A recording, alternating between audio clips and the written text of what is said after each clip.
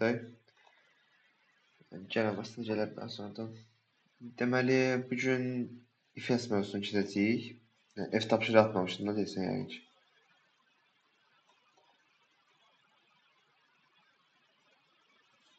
Ekran hamı gör də. Bəli. Bəli. Birinci başlamadan əvvəl mən sizə bu komandaları keçmişində bu ABS-dir ya da məsələn SQRT bunları bilirsiniz də, yoxsa üstdən keçək bizə təkrar?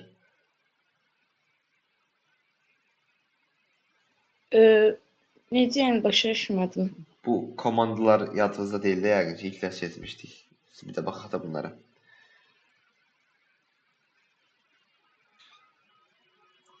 Deməli, birinci ABS komandı. Bu komand içinə hər hansı bir rəqəm, sən bir rəqəm qoydunuz. Deyək ki, bir int n və onu alırıq deyək ki də.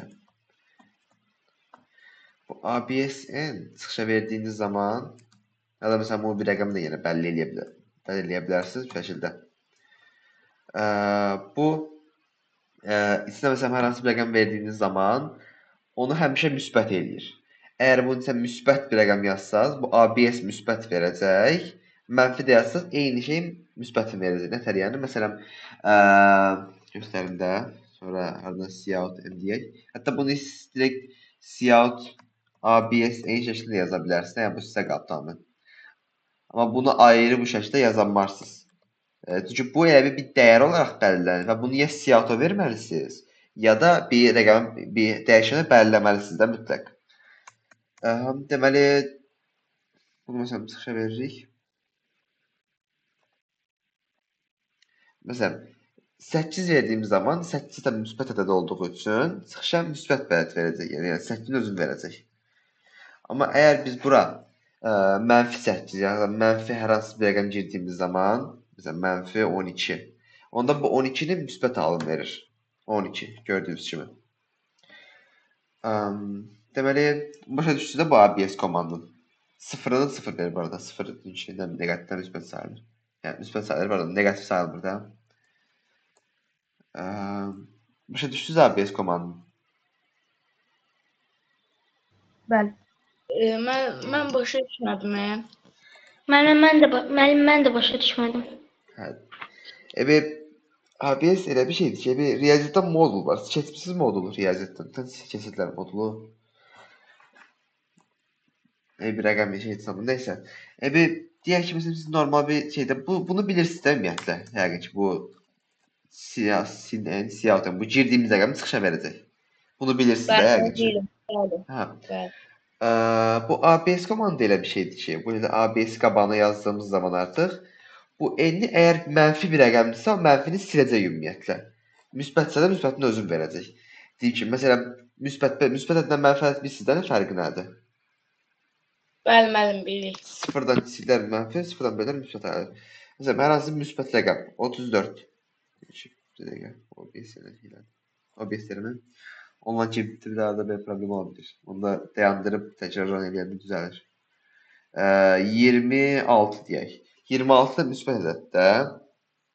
26 müsbət ədəd olduğu üçün elə enter dediyimiz zaman direkt çıxışa da yəni 26 verəcək. Bu bizim girdiyimiz rəqəm bunu çıxışa verər.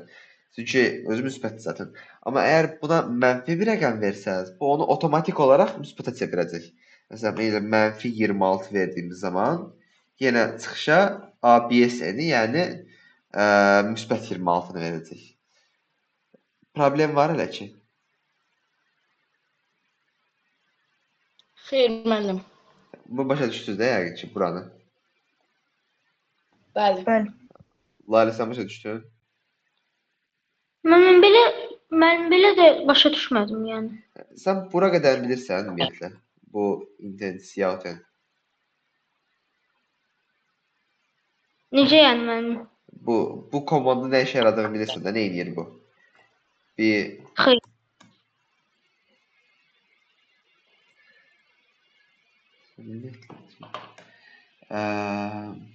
Sən köhnə dərslərdə ümumiyyətlə problem var desən, hə? Müəllim, mən bu yadınızda idisə, ikinci dərs əvvəl girdim. Bu virtuala girdim, amma mən müəllim bu şeyə girə bilmədim. Sizin atdığınız dərs yerlərinə girə bilmədim. Nətər yəni dərs şeylərinə, suallara, burada suallara. Bəli. Bəli. Çətin bir şey. Çünki burada yazın bəzən gəlib bura basır, bu boş yerə, burada deyil. Bu yazın üstünə basırsınız, girir də bir dəfəlik bura. Burada da problemsə girib işləyə bilərsiniz. Müəllim, bu logində yazdım öz pasportumda.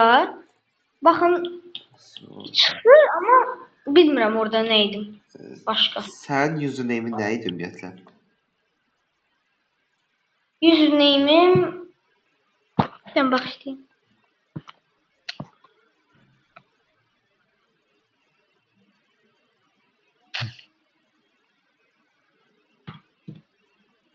Ümumiyyətlə mən göndərirəm sən axı yüzündə.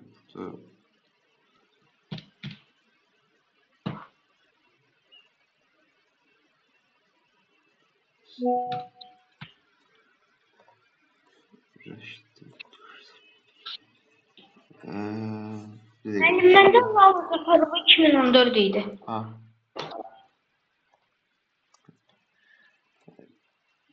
Necə? Lala Cəfərova 2014. Sən onu göndərmisən qrupa, bir də baxım. Burada yoxdur axı. Sən bir dənə adı, username'i bir dənə. Lalə. Tamam. Müəllim şeylə, kiçik hərflə. Necə? Kiçik hərflə, hamısı. O fərq eləmir ümumiyyətlə. Lalə, hə, Cəfərova. Cəfərova 2014. 2014. Belə də. Hı. Baxın, məndə belə çıxır.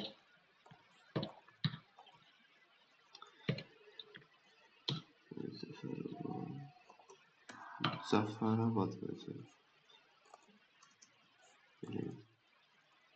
Yox. Sən bir dənə sən Gmail-dən girib bəlkə eləmən lazımdır ona dedim. Doğrulaman lazımdır. Nə müəllim? Kompüterəsə sən bu dəqiqə. Bəli. Ekranı paylaşa bilərsən, tez videoya girib. Müəllim, elə bil telefonda sizlə danışıram, kompüterdə də işləyirəm. Belə. Dərsdə sonra göstərərsən də o bir dənə ekrana baxarım problemə. Yaxşı.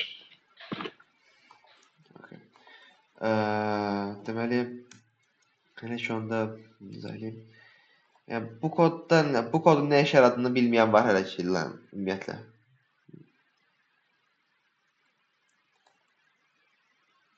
Hə? Hamı bilir də 100%. Yəni, bir dənə integer bir n girişə verir və onu çıxışa verir. Yəni, bu da ABS-ə rəşdədə gedir deyə onu tez eləyim. Bu ABS-i belə yazdığınız zaman da ABS-ə bir normalda n çıxışa veririk ya burada. Burada ABS modelidə n çıxışa verdiyimiz zaman bu n-in modunu götürür. Yəni, o nə deməkdir? N əgər mənfidirsə, müsbətə çevirir bunu. Yəni, əgər müsbət rəqəm versək, məsələn, 56 müsbət bir rəqəm. Elə 56-nın özünü çıxışa verəcək. Problem yoxdur. Amma əgər biz mənfi bir rəqəm girsək, məsələn, mənfi 56 ya da mənfi bir şey deyil, mənfi 56 yazaq, o zaman çıxışa yenə 56 verəcək, mənfini saymayacaq. ABS bu işə yarayır tamamən. Başa düşdün?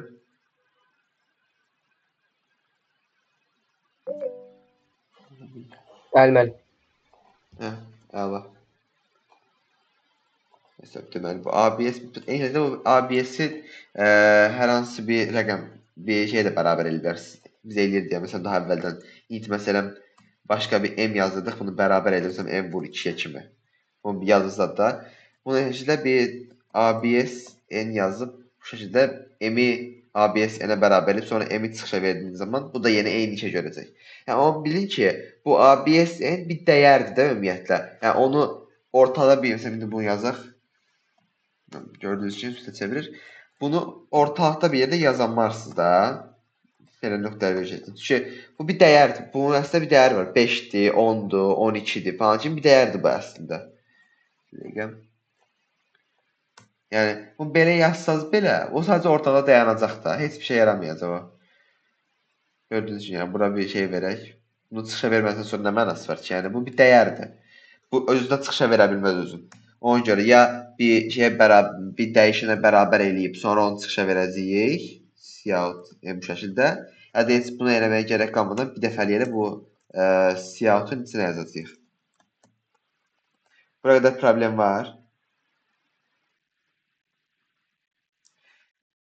Okey oldu. Deməli indi sonrasında keçək. Deməli bu ABS kimi başqa bir komand, bir də SQRT var. Bu da rəqəmin kökaltısını alır. Bunu biləlim, bəzən bəlkə bilmə. Kökaltı nə demək bilirsiniz də, yəqin ki burada almısınız. Nələriniz var? Bəli, müəllim. Yəni kökaltı o deməkdir ki, ümumiyyətlə bilməyəniniz də varsa, bil deyək ki, kvadrat nədir bilirsiniz də, yəni ki, məsələn 5-in kvadratı 25, yəni 5 məsələn özü ilə vurduğunuz zaman 5 vur 5 25 kimi ya da 8-in kvadratı 8 vur 8 64 kimi. SQRT də odur ki, hansı eyni rəqəmin vurduğunu tapır. Məsələn 64 hansı ki, 2 rəqəm özünə yəni kvadratı onu tapır. Məsələn 64 nəyə kvadratdır? 8. 8 vur 8 64 eləyir. Yəni buradan məntiqi bir şeydir əslində baxdığınız zaman. Bura məsələn Cout 64 versə məsələn burada çıxışa görəsiniz ki 8 verir.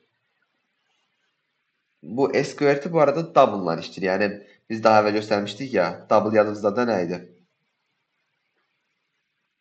Double neydi? Aha, kəsrlə, bəli. Yəni bu SQRT tam bir rəqəmimiz, yəni əgər tam bir 6 varsa 8 məsələn 64, onda tamam 8 verəcək. Amma məsələn deyək ki 62. Məsələn heç bir tam ədədə vuranda 62 özünə 62 eləmir ki, fikirləşin.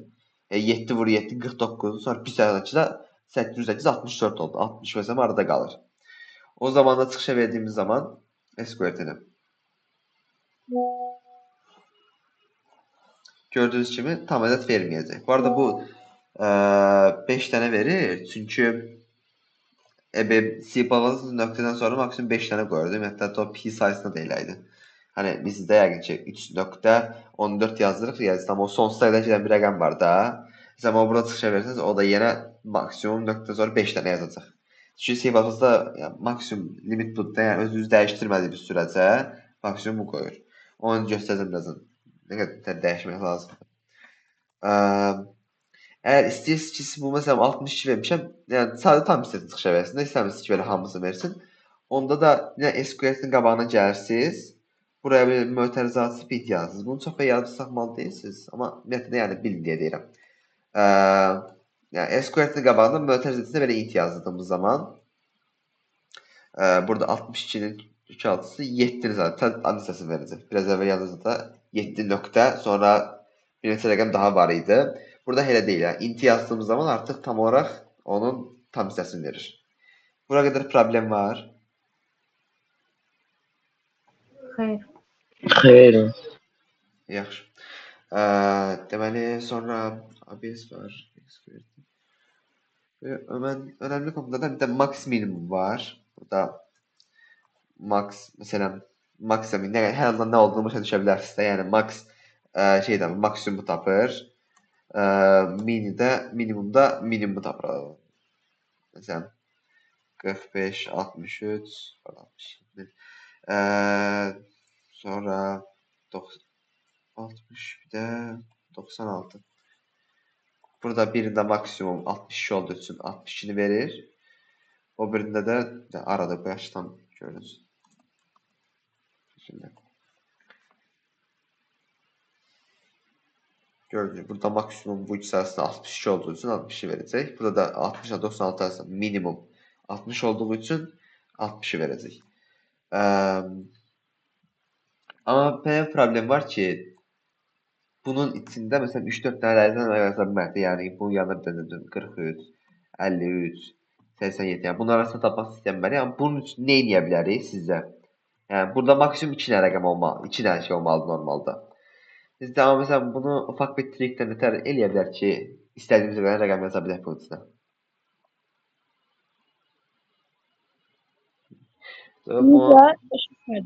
Şeydir. Maksimum isə normalda sadəcə 2 dənə rəqəm yaza bilərsiniz də. Məsələn bunun yanına bir də 56, nə bilim, 78, 4-5 dənə rəqəm yaza bilmərsiniz. Maksimum 2 olmalı normalda. Bəs sizə necə eləyə bilərik ki, bura 2-dən fazla rəqəm yaza bilək? Şeydir, müəllim altından təzədən onu yazmaq, yoxsa necə? Onda məsələn axı elə elədik, sonra təkərdən max yazdıq. Burada artıq bununla əlaqəli olmayacaq. Yəni məsələn 56, 70 yazdığımız, 73 yazdığımız zaman burada başqa bir 2 rəqəm arasındakı maksimum verəcək. Burada 2 rəqəm arasındakı maksimumu verəcək. Onun üçün belə bir yol var ki, maxın içinə bir dənə də maksimum yazıb, sonra bunun içinə yenə rəqəmləri daxil edə bilərsiniz. Burada bunu ayrı bir rəqəm, məsələn bir gedir bunu hesablayır, sonra onu götürür, bunlar arasına qoyulsun. Burada sanki 2 dənə rəqəm varmış kimi götürür. Bu sayədə istədiyinizə yaza bilərik. Hətta bunu istədiyiniz qədər uzada bilərsiniz. 45 maksimum 32 sonra maksimum 92 və 56. Artıq da gördüyünüz kimi 3, 6 rəqəmi yazıb bu şəkildə çıxışa veririk. Maksimum 92 olur. Bu arada narahat olmayın. Yəni bu sağ motorizə, sol motorizə uğraşmaq zorunda deyilsiniz. Çünki C++-da yəni ümumiyyətlə kompilerdə elə bir şey var ki, siz sağ motorizəni qoyduğunuz zaman o soldakı motorizəni özü qoyur yəni.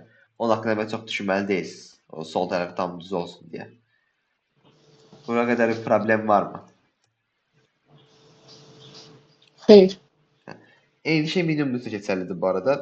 Və bu arada bunlar üçün sadəcə rəqəm yazmalıyız. Yəni bir 2 dənə dəyişən işte belə yazıb, deyək ki, sin n-dən sin m. Yəni, bunu bilirsiniz, bilməyiniz qalmadı burada. Neyse. Demək yoxdursa okay. Burada da cout max n və m dediğimiz zaman işte burada 2 rəqəm girir mesela. 73'dən 46 burada maksimum olan 70 yəni hansı daha böyüksə onu çıxışa verəcək.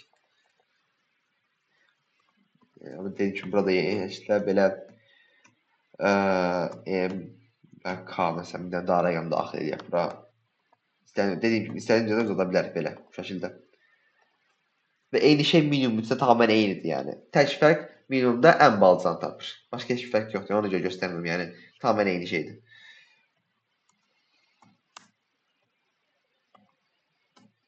Bunlar arasında ən böyük 79 olduğu üçün 79'u çıxışa verdi. Gördüyünüz kimi. Okey, deməli hələ ki problemi olan var. Hələ ki bir sual olan ümumiyyətlə. Müəllim, bir dənə sual verə bilərəm. Bəli, Həsən. Mənim orada iç-içə yazır sizə. Niyə görə onu alt-alta, yəni bilmirəm, o şeydir, algılasın ki, yəni bundan maksdır. Bəs onu alt-alta eləmək olmur ki? Alt-alta yəni, necə yəni? Yəni belə ayrı bir maksi belə yazsan, sonra bir dənə daha siyah max yazsan, neçlərlə. Axı onu məntiqlə düşünək də. Məsələn, deyək ki, burada 4 dənə rəqəmimiz olsun. Biz istəyirik ki, bunlar arasından ən böyük tapaq da. Düz demirəm? Bəli. Ha, bu bir dənə C olsun. İşte də ABC də yazmayın. ABCD. Burada bu görəsən. Deyək ki, bu işte A və B-ni yaz. Ya da bu yanı da yaza bilərsiniz. Eyni şey dediyim kimi. Və buradan da ayrı C ilə D-ni belə yazmağı deyirsiniz, değil mi ümumiyyətlə? Bəli. Hə. Və bunu belə yazdığımız zaman biz bu 4 arasında ən böyük tapmayacağıq. A ilə B arasında ən böyük tapacağıq. Siyah.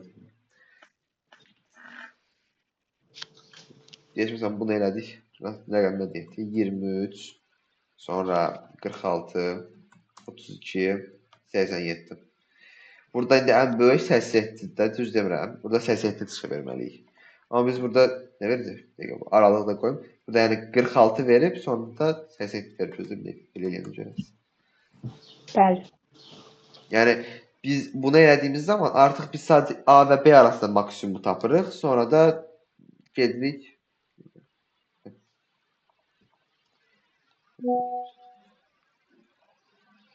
Bəli, başa düşdüm. Çox sağ olun. Anladın da yəqin ki, Şüday. Yəni orada sən normalda hamısını tapmalısan, amma burada sadəcə birinci edir. Bu iki rəqəm arasında maksimumu tapır 44. Sonra da bu iki rəqəm arasında maksimumu tapır 64. Ona görə Müəllim, o eni, hə, bax şimdi sözü kəsirəm. Orada bəli. eni yazmasaq. Hə, oradakı eni yazmasaq, yəni şeydir, yan-yana bitişik verir də, düzdür? Aha, bu onun üçün də ümumiyyətlə ya da endline yaza bilərsən. Yüksək Hə, göstərmişdim. bəli. İndi keçirik if else mövzusuna. If else əlifbələrimiz var. Yəni bu if nə deməkdir sizə ingiliscə? Əgər deməkdir. İngiliscə burada da eyni cür işləyir. Int A və B deyək. Bunları deyək, belə göstərməmişsin. Deyirəm.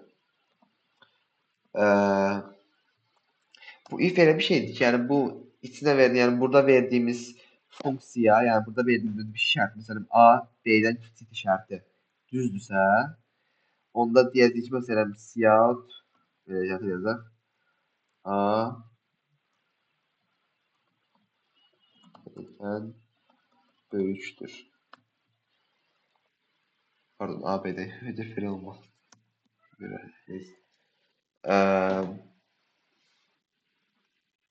İki rəqəm bir rəqəm məsələn 34.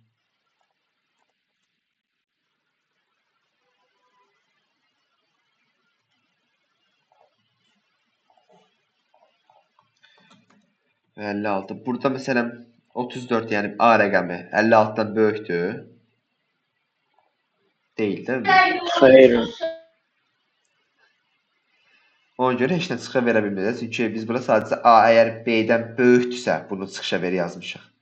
Sonra bunun altına bir dənə də if yazıb birləşdirə bilərsiniz. Amma biraz belə aralı qoysaz, o hansının aid olduğunu öyrənmək, görmək daha rahat olar. Ona görə belə yazıram. If A kiçikdir B-dənsə də yazaq cout B böyükdür. Hatta bunun yerine 34'ten 56 girmiştik. Müəllim, orada qoşan nöqtə olmuyor. Hə, yadan qoşan nöqtəli vergül.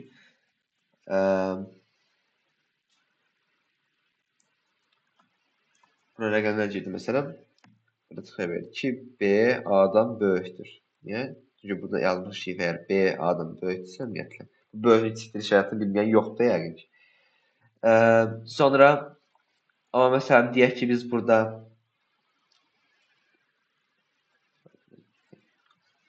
elə 34 yazdık. Burada çıxış nə verəcək? Heç nə. Verməyəcək müəllim. Aha, çünki burada da nə A B-dən böyükdür, nə B A-dan böyükdür. Onun üçün bir dənə daha if yazıb burada deməli ki, A bərabərdirsə B və bu arada unutmayın, bax belə yazanda olmaz. Yəni bu ifin içində sadəcə bu if özəl bir şeydir. Geri qalan hər yerdə indi sadəcə ifin içində bərabərdir yazmaq istəyirsənsə A B-yə bərabərdir. Yəni başqa heç bir keçərli, sadəcə ifin içində bu. Ya da else if birazdan göstərəcəm. Burada 2 dənə bərabərdir qoymalısınız. Yəni başa düşürsünüz də, yəni bu çox şey deyil. Yəni anlamalı bir şey deyil də. Burada sadəcə önəmli olur ki, 2 dənə bərabərdir qoymaq lazımdır. Onun üstündə məsələn qarşı-qarşıya heç nə etkiləmir. Cout məsələn tay bərabər deməkdir. Yəni, bərabər. Şimdi artıq da zaman bərabər çıxışa verdi. Müəllim. Bəli. Şeydir, siz yazırsınız A B-dən böyükdür, B A-dan böyükdür, bərabər. Bunların yerinə başqa söz yazsaq və onu yazsaq, şeydir, çıxışa o həmin sözü verər. Çıxışa hə, əlbəttə, yəni bu sən sadəcə bu olan ki, əgər bu burada bunu göstərəcəm indi. Bu necə deyim, şərtdir də. Bu şərti gördüyü zaman bu ifin düz altına çatır. Bu if sadəcə özünə bir altdakı sətri götürür də ümumiyyətlə. Əgər bir sətr istəyirsə göstərəcəm necə eləmək lazımdır onu. Bura istədiyin ki, məsələn, istədiyin hər hansı bir şeydə bura bir random bir şey belə yazsan. Hadi gözlə hamısını. 1, 2, 2 32. Yəni bu önemli değil orada yazdığımız. Hatta onu göstereceğim biraz geçenden sonra artık o ifin içinde artık hesaplamalar falan yapmaya başlayacak. If o elə bir şeydir ki, əgər böyütdüsə, buradakı funksiyaya bax da onun sizə bax.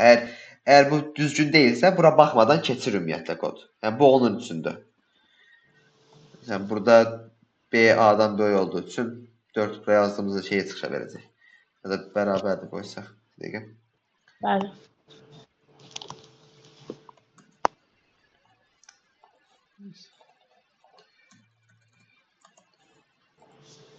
Bizim 2-dən 7 girdik deyək ki. Burada bu yazdığımız randomu çıxışa verəcək. Gördüyünüz kimi. Yəni o önəmli deyil. İndi amma əgər istəyirik ki, məsələn bunun içində sadəcə bir şey yazmayaq da. Yəni burada bir neçə dənə daha lazımdır. Onda hər səfərdə gəlib təkcədən if A, B, yəni təkcədən yəni burada bir şey yazırıq, sonra təkcədən if A, B belə yazmaq istəmiriksə, onda bu bölmə təzədən bir dənə açırıq bu şəkildə və enter-a basdıq. Artıq bunun içində yazdığınız hər şey bu if-ə daxildir. Görəcəksiniz burada xətt göstərir və bir tənə qabaqdan yazır zaten. Bir aralıq qabaqdan yazır da. Artıq hər səfərdə if yazmağına gərək qalmayacaq. Tək bir dənə bunun içində məsələn siyah bir dənə hello yazaq.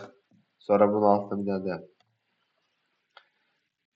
salam yazdığım zaman yeniyək ki.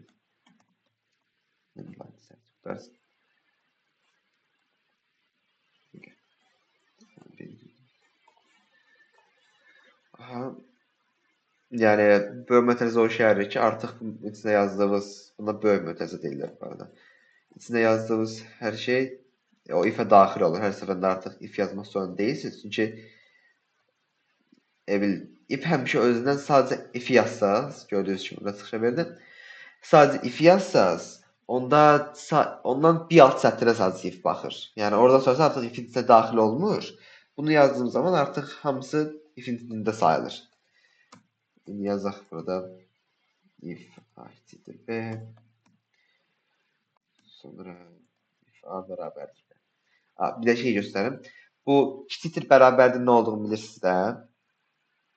Riyaziyyatda yəqin ki.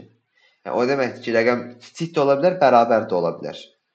Məsələn, 45-i kiçikdir, bərabərdir, belə yaza bilər, 45 yaza bilərsiniz. Çünki bərabər də ola bilər, kiçik də ola bilər də və bu normalda riyaziyyatda bu şəkildə göstərilir. Desin.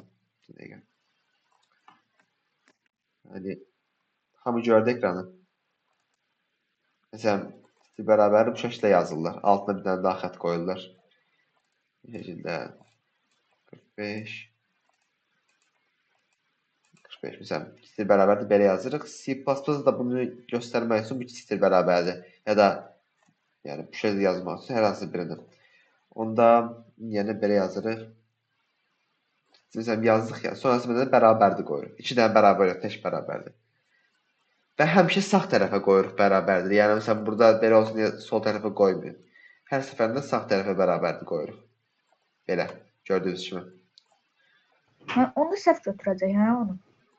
Nəysə götürür. Hə, əgər sağ tərəfə bərabərdir qoysan, sol tərəfə bərabərdir qoysan, səhv götürəcək. Ya da bilmirəm, bəlkə düz işləyər, amma şey eləyəcək də. Məsələn, adam bərabərdir bir dənə qoyunda da sanki compiler error vermirmiş kimi davranır. Amma əslində elə bir şey yoxdur. Yenə sizə sualı verəndə, yəni kodu istifadə edəndə görəsən ki, səhv var da cavabı, yəni A B-yə bərabər deyil, amma bərabər imiş kimi götürür. Hə.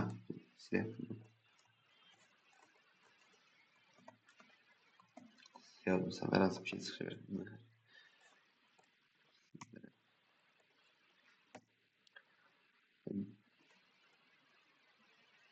Aynen. Evet. Bərabərdir, sağda göndərirsiniz. Yəni dediyim kimi bu if-də məsələn bəzən olur ki, belə yazırsınız. Bunda özələ ən pis tərəf odur ki, compiler error vermir burada.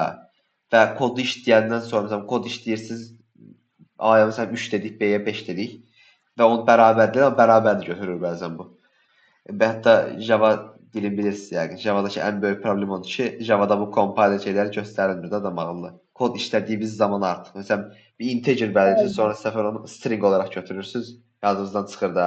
Compiler error vermir. Sonra ən pis tərəfi də odur ki, sonra onu da axtarmalı olursunuz. JavaScript onun o pis tərəflərini düzəltmək üçün ixtira olunmuş bir dildə. Ümumiyyətlə. Məsələn, biz məsələn deyək ki, burada kiçikdir bərabər, böyükdür bərabər. Artıq burada bir dənə daha if bərabərdir yazsaq da şey dəyişəcək. Bilmirəm. Məsələn, ə, bura 3 verək. Bura 2. Göstərmək üçün, yəni hansı çıxışa verəcək o.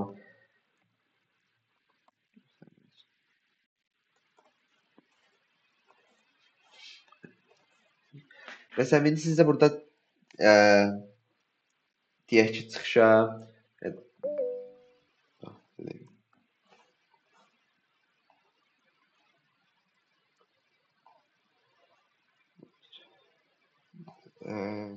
deməli, burada girişə A və B girir. Məsələn, A ilə B-yə bərabərdirsə, məsələn, hər ikisində 56 girək də, bərabər olsun sizdə. İndi burada sizə çıxışa nə verəcək? Hə? Çıxışa nə verəcək burada? Müəllim siyah yox bir dəqiqə. Burada indi 56 girəcəyik. Çıxışa nə verəcək bizə? 20, 2 mi, 3 mü? 3 müəllim. 3. Əminsiz? Hamı elə fikirləşir. Bəli. Ben. Söylediğim zaman hem biri hem ikini hem üçü verir. Çünkü niye? Burada ikisi beraberdi yazmışık ya. Ya da böyütü beraberdi. Yani edişim bu o şehir. Beraber de olsa da düz sayır onu. Ve oranın içine girir. O ifin içine bakır. Ona göre hem biri hem ikini hem üçü verecek. Bu arada illa burada siyah verməli deyilsə, məsələn, bura bir n rəqəmi deyək ki, girək, n bərabərdir 1 olsun. Sizlər də deyə bilərsiniz ki, əgər A B-dən böyük bərabərsə, sadəcə n-i bərabər elə n vurulsun 2-yə. Yəni n 2 qatıdır. Bunu bilirsiniz də göstərmişəm. Dediyim kimi, belə yazdığınız zaman n-i 2 qatırsa ya da belə eləyə bilirsiniz də n üstümüzə 3 əlavə eləmək üçün. Yəni, sadəcə bunu eləyib keçsinə deyə bilərsiniz. Heç bir siyah, yəni mütləq orada siyah vermə zorunluluğunuz da yoxdur. Sadəcə dediyim kimi, bu if elə bir şeydir ki, əgər bu şərt düzdürsə, A B-dən böyük bərabərdirsə, onda bu ifin içindəki komandı işlədir. Amma əgər deyilsə, ora heç görməyib. Sanki hani demişdim ya, belə yazdığınız zaman orada komut nə yazsınız yazın, görmür onu kodda. Eyni şəkildə, əgər düzdürsə, onun içinə baxır, o ifin içinə girir. Əgər deyilsə, ifin içinə girmədən direkt keçir alta da. Deməli, bunu belə yazaq da. Hə. Biz istəyirik ki, amma məsələn indi biz burada belə yazdığımız zaman çox problem yoxdur, tamam. Amma əgər deyək ki, gəlib və daha çox if istifadə etməli olur. O yüzden döngünün içində bəzən bir döngü elə bir şeydir ki, öz təkrar edir, onu məsələn 10 üstü 6 falan girir. Yəni biz məsələn bunu eləmək istəmirik. Hər səfərində if yazmaq, çünki gedir hər səfərində o şərt yoxlayır. O şərti yoxlayır, baxır gör o şərt düzdürsə, keçir o birinə falan. İçə baxır və istəyir ki, sadəcə əgər harda düzsə də oradan aşağı baxmanın mənası yoxdur deyək. Məsələn, A B-dən böyükdür də. Burada A artıq B-dən kiçik ola bilərmi? Yəni həm böyük həm kiçik ola bilərsə məntiqən. Ola bilməz də yəni. Ona görə artıq istəmirik ki, biz buradan artıq getsin aşağılara baxsın ki, nə istəyir, mənası yoxdur çünki. O zaman da nə edirik? Bu if-in arxasında else əlavə elədiyimiz zaman arada bu o işə yarayır ki, əgər bu arada birinciyə else yazılmaz, birinciyə mütləq sadəcə if yazmaz. Else zaten aşağıdakiler yazabilirsiniz. Zaten baktığın zaman məntiq olaraq bura else yazmanda heç mənası yoxdur. Üstdə bir şey yoxdur, bura məcburdan baxacaq. Bu elə bir şeydir ki, artıq birinciyə baxır. Birinci düzsə, onu çıxışa verir, keçir o birinə. Keçmir o birinə. Yəni, biri düzsə, çıxışa verir və artıq onu dayandır. O biri else'lərə baxmır. Artıq buradan başqa kodlar yazmışsınızsa, ora gelirsən, burada yazmışsan, bundan əlaqəsi olmayan bir şey də. Məsələn, bununla əlaqəsi yoxdur. Bu if-lərlə əlaqəsi yoxdur. Ona görə bu if məsələn bu düz çıxdı da deyək ki. Sadəcə bunu keçir, bir dəfəlik bu if-lərin heç birinə baxmır, bir dəfə gəlir buraya bunu çıxışa verir məsələn. Başa düşdünüz də bunun nə işə yaradığı bu else if-in. Bir də onu eləyə bilərsiniz. Tamam. Hə. Bu elə bir şeydir ki, bu else if-in də alt dışlara əlavə etdiyiniz zaman else if-i. Artıq əgər yuxarıda hardadan düz gəldisə, artıq oradan aşağı baxmır. Məsələn, bu if A B-dən böyükdürsə, bu A B-dən böyükdür, tamam, böyükdür deyək. Məsələn, biri burada 34 olsun, o biri də 21. Baxır ki, A B-dən böyükdür, hə, A B-dən böyükdür. Biri verir, heç o birləri sonra baxmır. Sonra deyək ki, burada 12 ilə 21 versin. Birinci baxır bura. A ilə B. A B-dən böyükdür, 12 21-dən böyükdür? Xeyr, deyil. O zaman keçir altdakına. Burada 12 21-dən kiçik midir? Bəli, kiçikdir. O zaman 2-ni verir çıxışa, buradan sonrasına baxmır da. Yəni harda artıq düz alıbsa, hansı bir şərt düz alıbsa, oradan aşağıya baxmır. Başa düşdünüz buna? Bəli. Güzel. Əla. O bəzən göstərdiyim başqa şeydir. Yəni deyirdim ki, məsələn burada artıq bunların iflərlə bir əlaqəsi yoxdur axı. Ona görə məsələn buradakı çıxışa verə bilər, əgər daşı düz olsa belə. Yəni iflərlə əlaqə, sadəcə ifləri keçir. Yəni o demək deyil, kodu da orada bir dəfəlik bitirir. Sadəcə ifləri keçir orada. Artıq qalan iflərə baxmır da. Sonra bir dənə də komand var. Else komandı artıq ifsiz sadəcə belə. Hətta buna şərt də qoymuruq. Bu else nə işə yarayır? Əgər yuxarıdakıların heç biri düz deyilsə, onda otomatik bu else gəlir. Məsələn, bu artıq kodda yəni bundan arasında da bir fərq yoxdur. Niyə? Çünki əgər if A-dan B, məsələn, A B-dən böyük deyil, nə də A B-dən kiçik deyilsə, onda deyirsən sonuç bərabər olmalıdır. Nəysə, yəni bu elə bir şeydir ki, anladınızda üstəkilərin heç biri düz deyilsə, üstəki heç bir şərt, o zaman else artıq çıxışa versin. Başa düşdünüz də bunu?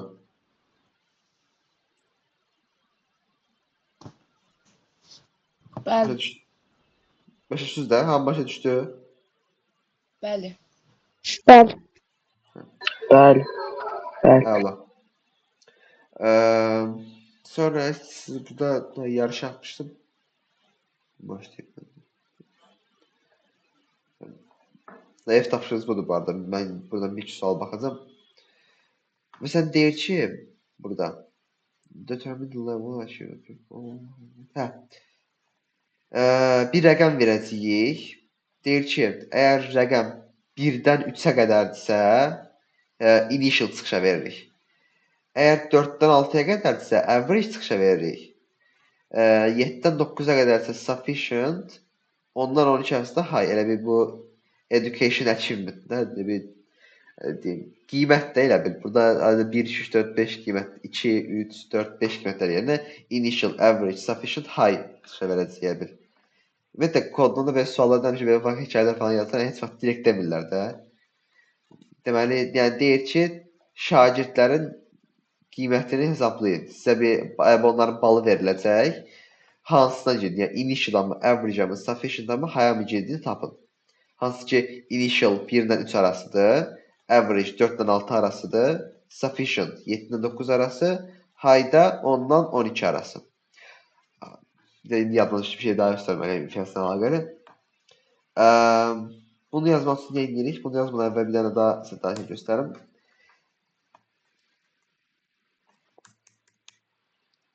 Məsələn, bir dənə rəqəm giririk bura. Elə bu sual üstü izah eləyəcəm. Bir A rəqəmi girdik də. Bu qiymət, int, hər hansı bir.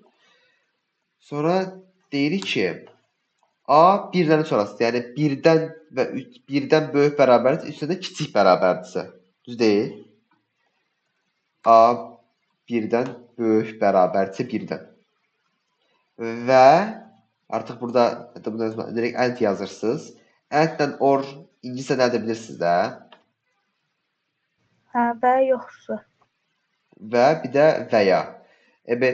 And-in olayı odur ki, məsələn A kiçikdir, bərabərdir 3. Burada and yazdığımız zaman ortaya da deyək ki, və bunu istədiyimizdən uzada bilərik. Məsələn, and bir dənə daha şərt buraya yazaq, sonra bir dənə and bir dənə daha şərt buraya yazaq falan. Bunların hamısı düz olmalıdır ki, if-i düz saysın. Yəni, hər hansı biri bunların arasında səhvdirsə, artıq if otomatik səhv sayılır. Buna baxmadan keçirdək sonrasına. Amma or nə edir? Orada odur ki, or məsələn A kiçikdir, bərabərdir 3-dən, sonra bir dənə başqa bir şərt. X bu arada şey deyək, başa düşün deyə yazıram bunu. Sonra başqa bir şərt deyək ki, bunlardan artıq hər hansı biri düzdürsə, məsələn, hamısı səhvdir, bir dənə burada nə yanlışsa da o düzdür də, onda artıq ifi düz sayır və onun üçün gəlib baxır yəni içinə. O kadar baxır. Yəni əldə hamısı düz olmalıdır ki, düz saysın kodu. Əgər tək bir səhv verə səhv sayar da ümumiyyətlə if ona görə. Orada isə hamısı səhv olsa belə, sadəcə bir dənəsi belə düz olsa, artıq bunu düz sayır. Sualımız var bura qədər.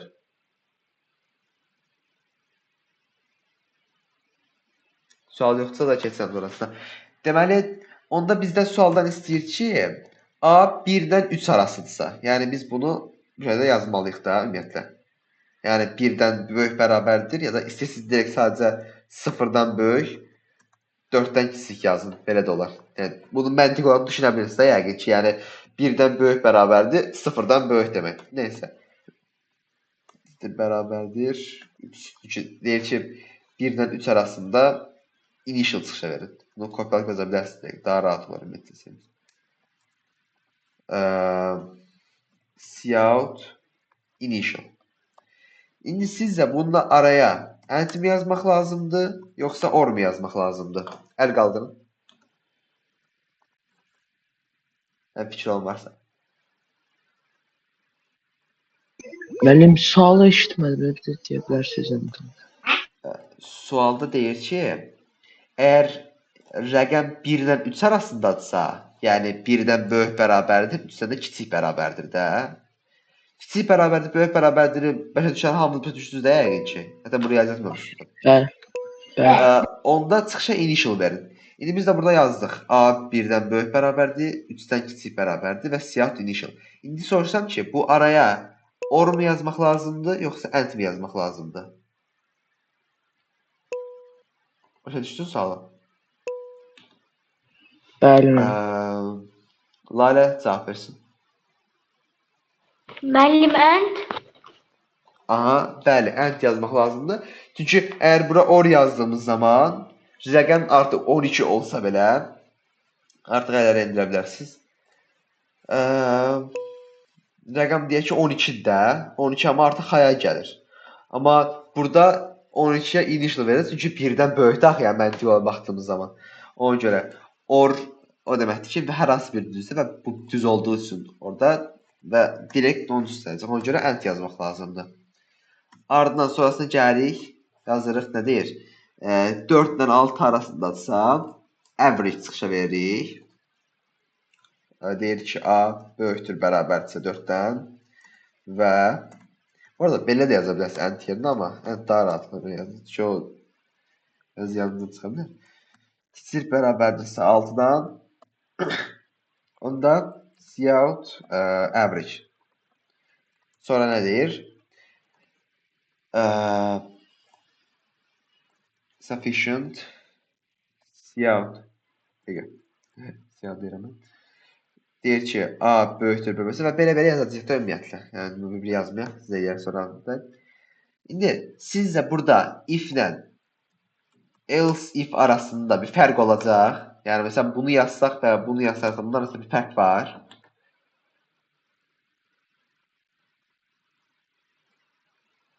Yəni, məsələn, bunu yazmasaq bir problem yaşaya bilərik. Burada, yəni bu sualda. Hamısını if yazsaq, ya da məsələn, qalanı hamısını if yazsaq, bir də else iflərlə yazsaq. Bir fərq olacaq ümumiyyətlə sizə. Yəni səhv alma ehtimalımız var elə. Fatih, əlbində qaldırdın yoxsa? Aha, düzdür, emin yazıb. Fərqi yoxdur mən. Bəli. Çünki həttən baxdığımız zaman məntiq olaraq birincidə artıq 1-dən 3 arasındadırsa, sonra yəni bir rəqəm həm 1-dən 3 arasında, həm 4-dən 6 arasında ola bilməz ki, yəni hər şeydə çıxışa versin. Yəni elə bir mümkündür istər riyaziyyatda. Ona görə fərq olmayacaq. Amma nə tər fərq? Bu sualda səhv verməyə bilər. Amma biz artıq gələcəkdə daha ağır suallara baxdığımızda, daha məsələn zaman limitinin daha qısa olduğu, sualın daha qarışıq olduğu suallara baxdığımız zaman artıq burada if ilə else if arasında fərq olur. Yəni çünki if ilə else arasında bəzən düzdür. Yəni deyirəm çox milimetrik bir, çox balaca bir fərq olur. Çünki dediyim kimi bu ifə baxdıqdan sonra artıq bunlara baxmır da. Bu bizə əlbəttə zamandan qazandırır yəni. 5 if yerinə məsələn 1 ifə baxırıq. Bəzən 5-də 1-ə düşür. Yəni düzdür, çox az olur, amma bəzən elə olur ki, yarışlar məsələn olimpiada yarışlarında falan o balaca fərq belə həyat qurtara bilir də. Hətta məsələn bilmirəm. Məsələn dedim abi məsələn bu iki eynidir. Əslində bunlar tam olaraq eyni deyil. Bu çox daha az sürətlidir. Çox az. Anladın mı? O qədər önəmli deyil, amma mən bir də uşaq tanıyıram sırf buna görə, yəni online yazmaq yerinə bunu yazdığına görə o sualda səhv almış, zaman limitinə düşmüşdü. Yəni elə olur. Çox belə artıq çətin suallarda bazı şeylər belə fərq yaradır. Hətta intdən long baxdığınız zaman o qədər bir fərqi yoxdur, amma bəzi suallarda zaman limitinə düşməmizi sağlaya bilir. Başa düşürsünüz bura qədər? Yəni else if-dən if arası fərqləridir.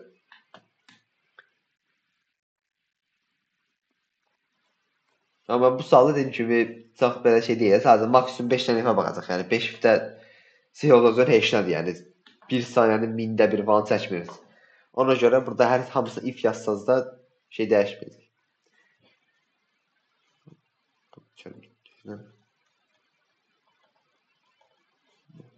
Hə. Məsələn, hətta bunların hamısını bir dənə daha yazaq da, ümumiyyətlə else if, məsələn, bura bir şey yazdıq ümumiyyətlə, deyək ki, və ən axırıncı yerinə nə yaza bilərik başqa else if yerinə? If yaza bilərik də, çünki artıq hamısına baxmışıqsa, rəqəm artıq son 10-dan 12 arasında, çünki burada 13 falan olanmaz ki, bizə deyək ki, given grade 1-dən 12 arasında bir grade verir sizə. Ona görə ən sonuncunu else yaza bilərik, else yaza bilərik, çünki yuxarıdakıların artıq heç bir düz deyilsə, artıq əlində sadəcə 10-dan 12 qalır da. Və else da bu arada dediyim kimi, yəni else if-dən biraz daha sürətli. Yəni hətta bunları indidən vərdiş eləməyə çalışın ki, yəni birincidə if, sonrasında else if, ən sonrasında else. Bu şəkildə əl alışkanlığı edinməyə çalışın ki, artıq daha gəç, inşallah daha belə yarışlarda falan iştirak etdiyiniz zaman onlarda da bayağı fərq yaradır yəni ümumiyyətlə. Bəli, sonra buna bax, bunu deyir. Deyir ki, 3 dənə rəqəm bizə 3 rəqəmli bir ədəd verilir. Birinci və sonuncu rəqəmin hansı böyükdürsə, onu çıxışa verin. Yəni bunda, yəni bunu göstərmişdik neçə dəfə yəqin ki, int A1 deyək, A bölünsün 100, 3 rəqəmli bir ədəddir də. Int A2 ya da, mən A3 yazmanı sevirəm son rəqəm olduğu üçün. A faizli 10. Yəni bunu neçə dəfə görmüşük ümumiyyətlə. Deməli, bunlar arasında yəni belə yaza bilərik ümumiyyətlə, deyil mi? If-lə yaza bilərik də bunu. Məsələn, if-lə yazın ki, bu sualları if-lə yazmağa çalışın. A1, nə deyir burada? Böyük olan çıxışa verin. A1, A3, Siyahut A1-i, deyək ki, böyük olan çıxışa verməmizi istəyir də bizdən. Else if A1 kiçikdirsə A3-dən, onda edirik Siyahut A3-ü. Bəs burada bərabərsə nə edəcəyik? İndi burada gətirib deyə bilərsiniz ki, hər hansı bir təkərdən yenə else yazacaq ya da else if. Yəni görürsünüz ki, məsələn, bundan bəhs edirdim mən. Məsələn, bununla bu arasında artıq heç fərq yoxdur. Çünki yəni, nə böyük deyilsə, nə kiçik deyilsə artıq bərabərdir, yəni məcburi olaraq. Demək ki, bərabərsin, heç birində böyük, heç kiçik deyil. O zaman Siyahut hər hansı biri verir. Çünki ikisi də bərabər olduğu üçün belə verə bilərik. Amma yəni bunu elməmizin çox bir məntiqi yoxdur. Çünki niyə? Əlbəttə burada hər hansı birində bunu çıxacağıq. Bura gəlib ikisi də bərabərdir yazdığımız zaman artıq bunu yazmamıza gərək qalmır. Çünki bərabər olduğu zaman arasında yəni bura A1 də versən, A3 də versən fərqi yoxdur da. Çünki 5 ilə 5 yəni 1-5 fərq ola bilər mi sizin arasında? Olanmaz da. Ona görə bunu kiçikdir bərabərdir yazdığımız zaman artıq o problemi çözülür. Bir də əlavədən bir else yazmamıza gərək qalmır. Hətta artıq bunu yazdığımızda da bunu da else çevirə bilərəm. Gördüyünüz kimi bu qədər rahatladıq oldu yəni. Əgər A1 böyükdür ya da bərabərdirsə A1-i çıxışa veririk. Bunun dışında yəni nə böyük bərabər deyilsə, deməli A1 artıq kiçikdir də, yəni məcbur olaraq. Ona görə də A1 kiçiksə böyük olan yerə A3-ü veririk. Bəs burada sizcə if yazmadan da cavabını tapa bilərik. If yazmadan. Xeyr. Əminsən? Dərsin başında bir funksiya göstərmişdim. Necə? Dərsin başında bir funksiya göstərmişdim. Max mini deyir. Bir də deyə bilərsiniz. Sualı təkrar deyim. Bəli, müəllim. Sualda deyir ki, 3 rəqəmli bir ədəd verir. Bunlardan ilk və son rəqəm arasında bir müqayisə eləyəcəyik və bir də dəqiqə, burada deyir ki, bir də şərtli şey daha var. Neysə. Aynen bir arasında yəni ilk və son rəqəm arasında bir müqayisə eləyirik və çıxışa böyük yansıtsa onu veririk. Amma burada mən indi gördüm. Siz ümumiyyətlə onu nəzərə almasaq, yəni bunu nəzərə almasaq, bu bərabər deyir ki, bu arada bunu indi gördüm. Buna deməli belə yazmamız lazımdır. Yəni artıq biraz əvvəl göstərdiyim kimi yazanmarıq. Bu kodu indi burada sual gördüm. Deyir ki, əgər bərabərdirsə, çıxışa bərabərdir işarəsi verin. Aha. Əgər bu bərabərdir işarəsi olmasa ümumiyyətlə, yəni bərabərdir, sadəcə ən böyük çıxışa versin istəsə. Onda if-siz nətər yaza bilərik? Bəli Hüseyin? Müəllim min max ilə Aha, bəli, düz. Yəni bura sadəcə gələcəyik və Cout max A1 və A3 arasından maksimum seçməsini istəyəcəyik. Bu qədər. Amma bir dənə burada şey var ki, artıq sualda burada problem yaradır. Hansı ki, sualda bunu indi görürəm. Mən belə oxumadım. Deyir ki, əgər rəqəmlər bərabərdirsə, artıq burada çıxışa bərabərdir işarəsi verin. Onun üçün artıq şeyini deyəcəyik. Biraz əvvəl kimi yazırıq. A1 böyükdürsə A3-dən. Cout məsələn A1-i. Burada bu arada artıq belə endline yazmasan gerək yoxdur. Çünki yəni çıxışa bir dənə şey verəcək. İki dənə şey vermə ehtimalı yoxdur. Yəni bir şey həm böyük, həm bərabər ola bilərmi? Ya da məsələn həm kiçik, həm bərabər ola bilərmi? Bu arada o kiçik bərabərlə əlaqəsi yoxdur. Yəni şey mənasında deyirəm. Yəni məsələn 4 5-dən həm kiçikdən həm bərabərdir deyə belə bir şey yoxdur ki. Değil mi? Yəni riyaziyyatın məntiq olaraq düşündüyümüz zaman.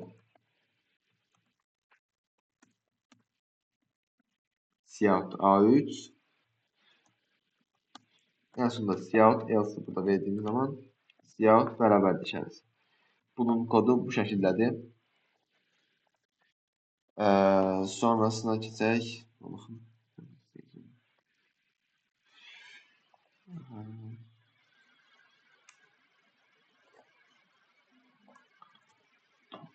Maximum of two positive integer. Bu da işte. Maksimum yazabileceğimiz bir şeydi. Baxın burada baxıram görüm yəni bir problem yaşa biləcək bir sual var mı?